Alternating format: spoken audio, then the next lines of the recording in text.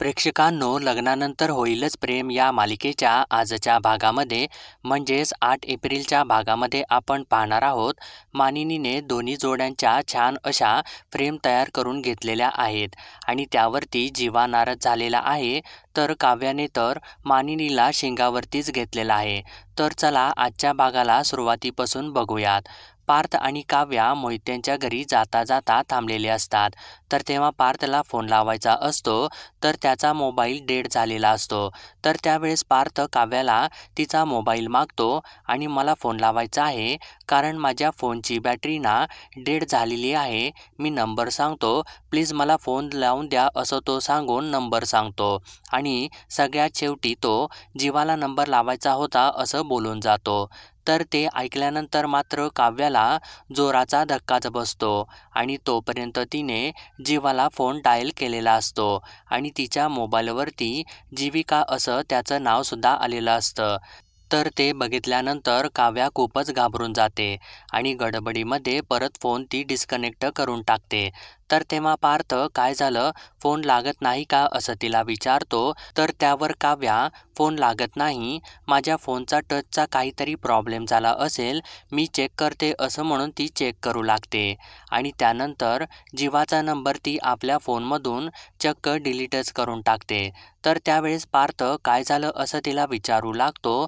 तर काव्या, मी परत ट्राय करते ना, असं म्हणून जीवाला ती फोन लावते. तर इकडून जीवा आंघोळ करून बाहेर येत असतो आणि काव्याचा नंबर बघून तो रागाने तिचा फोन कटच करून टाकतो. तर इकडे पार्थ वैतागून जातो आणि तो फोन का उचलत नाही असं काव्याला तो विचारतो. तर तेव्हा काव्या काय असं पार्थला परत विचारते. तर पार्थ, तुम्ही प्लीज फोन लावून लाऊडस्पीकरवरती टाका, असं तिला सांगतो. तर काव्या परत जीवाला फोन लावते, तर जीवा परत फोन कट करून टाकतो. तर त्यावेळेस पार्थ अजूनच वैतागून जातो आणि फोन का उचलत नाही हा, असं तो म्हणू लागतो. तर काव्या, ते बाईकवरती असतील, नाहीतर जिममध्ये सुद्धा असू शकतात ना, असं ती त्याच्यावरती त्याला उत्तर देते. तर पार्थ, पण एखादा माणूस फोन करत आहे म्हटल्यानंतर काहीतरी इम्पॉर्टंट काम असू शकतं ना, एवढं कळत नाही का त्याला, असं म्हणून चक्क तो काव्याचा मोबाईल मागून घेतो आणि इकडे द्या, मी ट्राय करतो ना, असं म्हणू लागतो. तर तेव्हा काव्या चक्क आपला मोबाईल पार्थच्या हातामध्ये देते. तर तेव्हा पार्थ काव्याच्या मोबाईलवरून जीवाला परत एकदा फोन लावतो आणि तेव्हा तो मोबाईल पार्थच्या हातामध्ये असतो. तर यावेळेस मात्र जीवा फोन उचलतो आणि इकडून कोणी बोलायच्या अगोदरच तो स्वतःच बोलायला सुरुवात करतो की मी तुला किती वेळेला सांगितलेलं आहे, फोन करू नकोस, कारण सगळं काही संपलेलं आहे आता आणि यापुढे जर तू फोन केलास ना, असं तो बोलतच असतो. इतक्यात इकडून पार्थ, अरे जीवा, तू कोणाशी बोलत आहेस, असं म्हणू लागतो. तर तेव्हा जीवा परत आपला मोबाईल चेक करतो आणि काव्याचाच नंबर असल्याची तो खात्री करून, दादा कसं काय बोलत आहे, असं म्हणू लागतो. तर पार्थ परत एकदा जीवाला विचारतो की अरे जीवा, तू एवढा चिडून कोणाशी बोलत होतास आणि सगळं संपलं म्हणजे काय, काय संपलं, असं तो विचारू लागतो.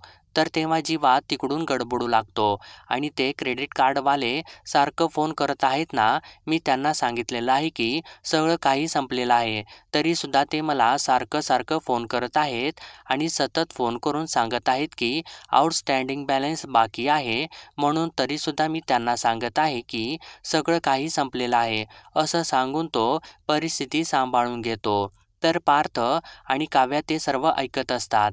तर त्यावर पार्थ म्हणतो, ते ठीक आहे, पण तू एवढं चिडत जाऊ नकोस, कारण तुझ्या तब्येतीसाठी ते चांगलं नाही. आणि माझी एक गोष्ट ऐक, जहागीरदार काकांना फोन कर आणि त्यांना सांग की मला ऑफिसला यायला उशीर होईल. माझ्या फोनची बॅटरी डेड झाली आहे ना, म्हणून मी तुला सांगत आहे, असं बोलत असतो. तर जीवा, म्हणून तू दुसऱ्याच्या नंबरवरून फोन केलेला आहेस का, कोणाचा नंबर आहे हा, आणि मला अननोन नंबरच दिसला, असं म्हणून तो सांगू लागतो. तर मात्र तेव्हा इकडे काव्याला धक्काच बसलेला असतो. तर पार्थ त्याच्यावरती उत्तर देतो की अरे हा तर काव्याचा नंबर आहे ना, आणि लग्नामध्ये तुम्ही एवढं एकत्र तयारी केली होती ना, मग तुमच्याकडे एकमेकांचा नंबर नाही का, आणि मी असू देत, आपला कॉल झाला ना की मग हा नंबर सेव्ह करून घे असं तो सांगतो. आणि जहागीरदार काकांना सांग फोन करून की मला ऑफिसला यायला उशीर होईल असं सांगून तो अखेर फोन ठेवून देतो. तर प्रेक्षकांनो, इथे काव्याला तर फार मोठा धक्का बसलेला असतो. तर दुसरीकडे इथे जीवाला सुद्धा खूपच त्रास होत असतो.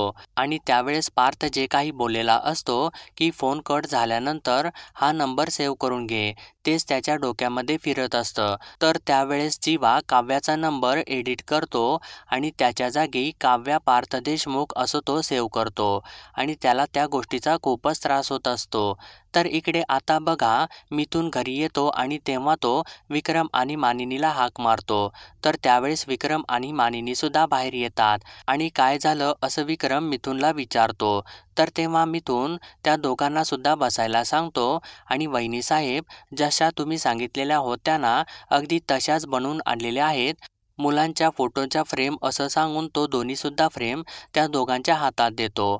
तर तेव्हा मानिनी मिथूनची तारीफ करू लागते आणि त्याला म्हणते की मिथून भाऊजी, मला तुमचं हे मात्र खूपच आवडतं की तुम्हाला एखादं छोटंसं काम जरी सांगितलं ना तरीसुद्धा तुम्ही ते छोटंसं कामसुद्धा उत्तम क्वालिटीचं करता आणि छान झालेल्या आहेत फ्रेम, आय लाईक धिस असं ती बोलते.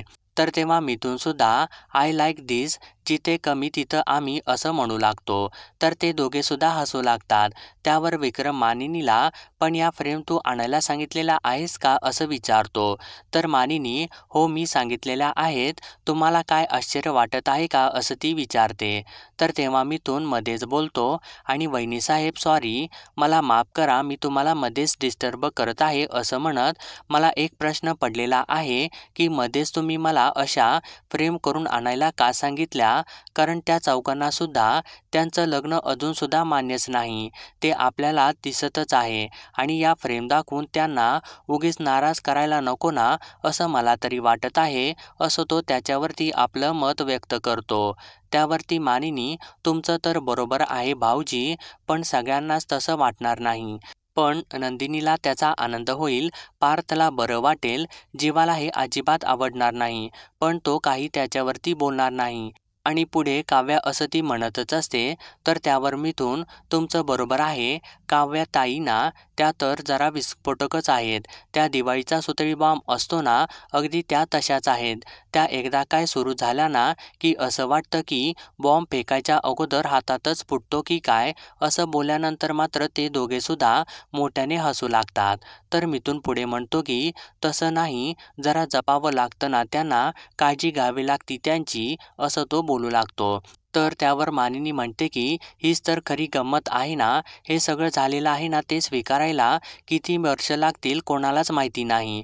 अशावेळी ती गोष्ट जर सतत नजरेसमोर राहिली ना तर सवयीची होते आणि सवय ही प्रेमाच्या नात्याची पहिली पायरी असते आणि यांना एकमेकांची सवय झाली ना की मग बघा तुम्ही, आपसूक त्यांची गाडी रुळावरती येईल. आणि तसं पाहायला गेलं ना तर पार्थ आणि नंदिनीने ते ॲक्सेप्ट केलेलं सुद्धा आहे, पण जे हे सगळं आहे ना ते जीवा आणि काव्यासाठी आहे असं ती त्याच्यावरती उत्तर देते. तर तेव्हा विक्रम मिथूनला, अरे आता तुला कळत आहे का की बायका काय लेवलचा विचार करू शकतात ते, आणि साधंसुधं अजिबात समजायचं नाही त्यांना असं म्हणू लागतो. आणि परत मानिनीकडे बघून, मी तुला खरंच सांगत आहे, तू अगदी योग्य विचार केलेला आहेस. तर मिथूनसुद्धा आय लाईक धिस असं म्हणतो आणि जीवा आणि पार्थला दोघांनासुद्धा हाक मारतो. तर त्यावर मानिनी, पार्थ आणि काव्या तिच्या आईकडे गेलेले आहेत, जीवा असेल असं म्हणत असते. इतक्यात जीवा तिथं येतो आणि मिथूनला, काय झालं काका असा प्रश्न करतो. तर त्यावर मिथून, काही नाही असं म्हणून त्याच्याजवळ जाऊन मानिनीच्या हातामधून त्यांची फ्रेम आपल्या हातामध्ये घेतो आणि जीवाला, तुझ्या रूममध्ये लावायसाठी एक सॉलिड गोष्ट आणलेली आहे बघ असं म्हणून त्याच्या हातामध्ये देतो. तर ते बघितल्यानंतर खरोखरच जीवा रागाला येतो आणि काही न व्यक्त होता फक्त ठीक आहे असं तो बोलतो. तर तेव्हा मिथून, आता ही फ्रेम तुझ्या खोलीमध्ये ठेवायची आहे असं सांगतो. तर इतक्यात पार्थ आणि काव्यासुद्धा तिथं येतात. तर त्यावर मिथून, या पार्थ शेठ असं म्हणू लागतो. तर विक्रम काव्यालासुद्धा बसायला सांगत असतो. तर काव्या, मी आलेच असं म्हणून आतमध्ये निघून जाते. तर तेव्हा विक्रम पार्थला आपल्याजवळ बसवून घेतो. तेव्हाच लगेच मिथून दुसरी फ्रेम आपल्या हातामध्ये घेतो आणि पार्थला दाखवत तुमच्या रूममध्ये लावायसाठी ही गोष्ट आणलेली आहे असं सांगून त्याच्या हातामध्ये देतो आणि I like this but you like this असं पार्थला विचारतो. तर तेव्हा पार्थला सुद्धा थोडासा धक्का बसलेला असतो. तरीसुद्धा पार्थ चांगली आहे ना असं सांगतो आणि तेव्हाच जीवा धक्क्याने पार्थकडे सुद्धा बघतो.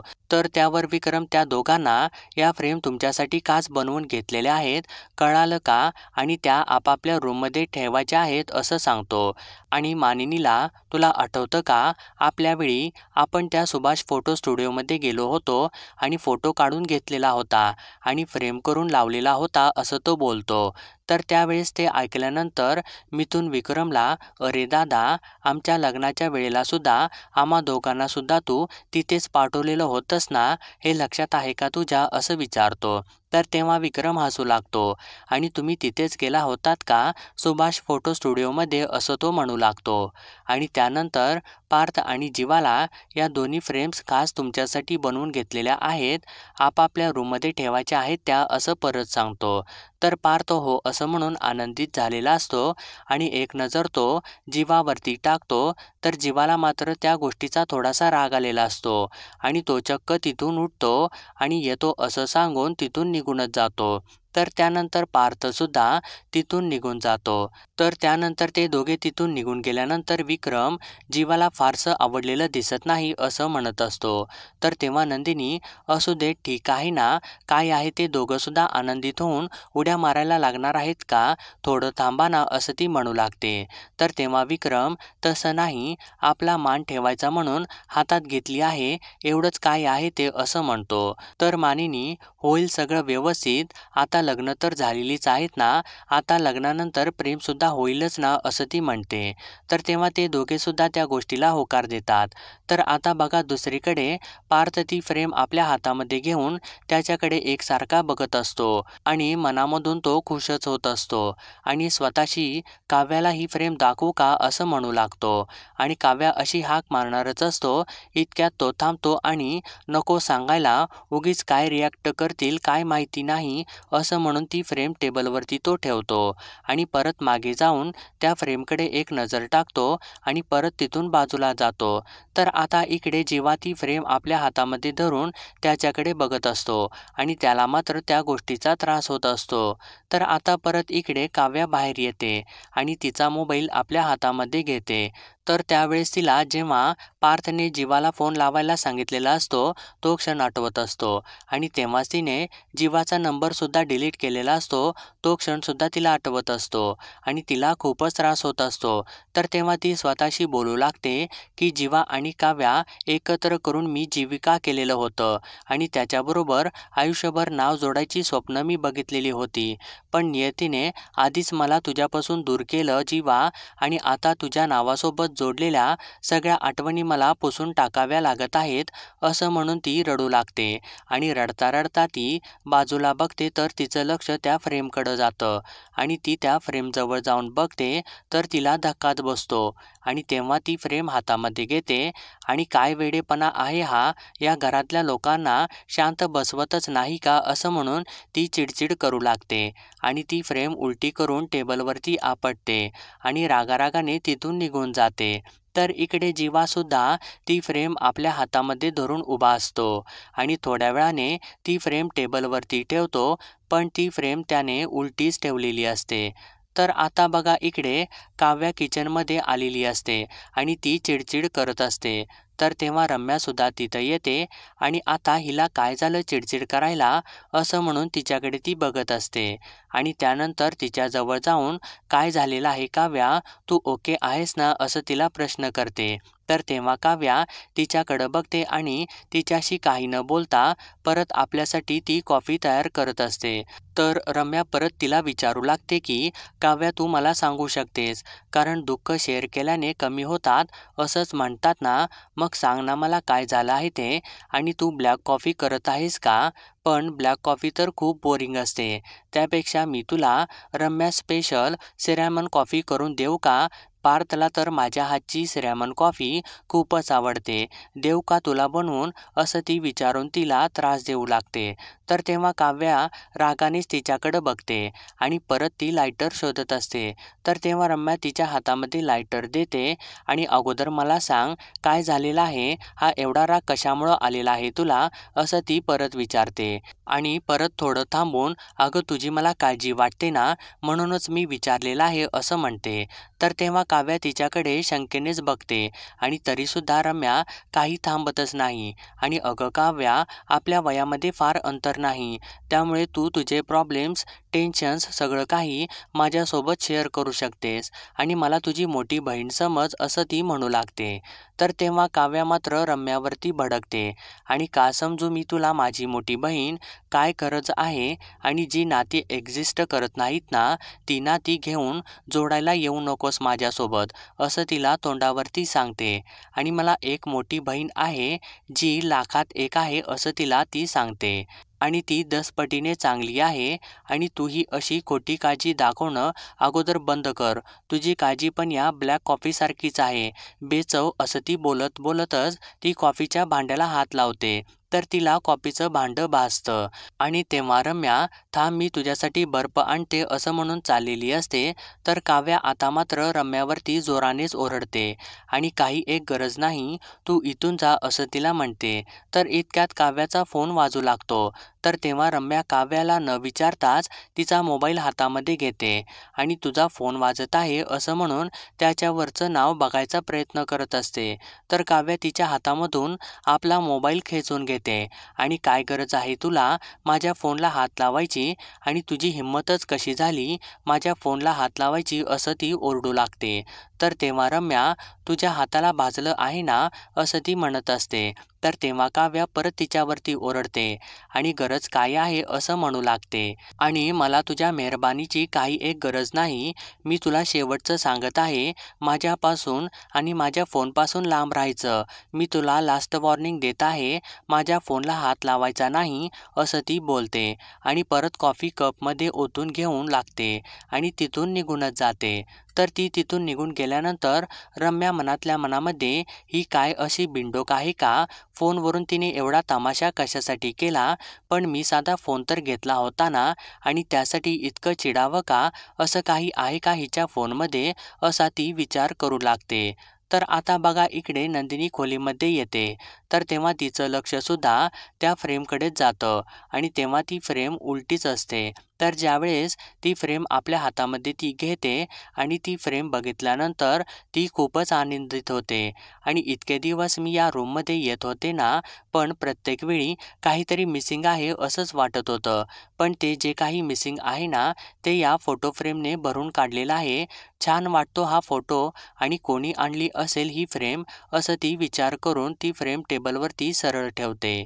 तर आता इकडे पार्थ परत त्या फ्रेमजवळ येतो आणि फ्रेमकडे बघून, ही फ्रेम उलटी करून कोणी ठेवली का, पडली असेल, असं म्हणून तो परत ती फ्रेम सरळ करून ठेवतो आणि तिथून तो बाहेर निघून जातो. आणि तेव्हाच काव्यासुद्धा परत त्या रूममध्ये येते आणि ती फ्रेम बघून परत ती चिडचिड करू लागते. आणि हा काय प्रकार आहे, ही फ्रेम उलटी करून ठेवलेली परत कोणी सरळ करून ठेवली, असं ती बोलू लागते. आणि काय चाललेलं आहे इथं, असं म्हणून ती पार्थला जोरजोराने हाक मारू लागते. तर तेव्हा पार्थ परत रूममध्ये येतो आणि काय झालं, असं तिला विचारतो. तर तेव्हा काव्या, काय झालेलं आहे, ही फ्रेम मी उलटी करून ठेवत आहे आणि परत तुम्ही ती सरळ करून का ठेवत आहे, असं विचारू लागते. तर पार्थ, प्लीज जरा शांत व्हा ना, असं म्हणत असतो. इतक्यात सर्वजणच तिच्या आवाजामुळे त्यांच्या खोलीमध्ये जमतात. तर काव्या अजूनच भडकते आणि काय चाललेलं आहे या घरामध्ये, लादलेलं लग्न आहे हे, आणि कुठलंही लादलेलं नातं टिकून राहत नाही, एवढी साधी गोष्ट कळत नाही का घरातल्या लोकांना, असं म्हणून ती दंगाच करू लागते. तर प्रेक्षकांनो, आजचा भाग इथेच संपतो आणि पुढील भागामध्ये आपण पाहणार आहोत, काव्या अजून बोलतच असते आणि कोणी आणली ही फ्रेम, असं ती विचारते. तर तेव्हा मिथून, मी आणलेली आहे, असं सांगतो. तर त्यावर मानिनी, पण त्या फ्रेम मी त्यांना आणायला सांगितलेल्या होत्या, असं सांगते. तर तेव्हा काव्या मानिनीवरती सुद्धा भडकते आणि मानिनी काकू, तुम्ही आहात ना समजूतदार, मग का तुम्ही समजूत काढत नाही स्वतःची सुद्धा आणि घरच्यांची सुद्धा, असं बोलते. तर तेव्हा नंदिनी काव्यावरती ओरडते आणि तुझं हे काय चाललेलं आहे, त्या सासूबाई आहेत ना आपल्या, आपण एखाद्याशी सहमत नाही म्हणून अपमान करायचा हे चुकीचं आहे असं ती बोट करून तिला बोलते. आणि मोठी बहीण आहे मी तुझी, पण तू जिथे जिथे चुकशील ना, मी तिथे तिथे तुला तुझी चूक नक्कीच दाखवेन असं ती म्हणू लागते. तर तेव्हा मात्र काव्या थोडीशी शांतच होते. तर प्रेक्षकांनो, असेच डेली अपडेट पाहण्यासाठी आपल्या चॅनलला सबस्क्राईब करा आणि जर व्हिडिओ आवडला असेल ना, तर लाईकसुद्धा नक्कीच करा.